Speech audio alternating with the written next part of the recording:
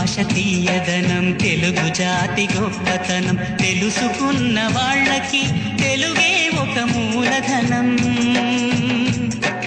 తల్లి తండ్రి నేర్పినట్టి మాతృభాషరా తెలుగు మరచిపోతే వాళ్ళని నువ్వు మరచినట్టురా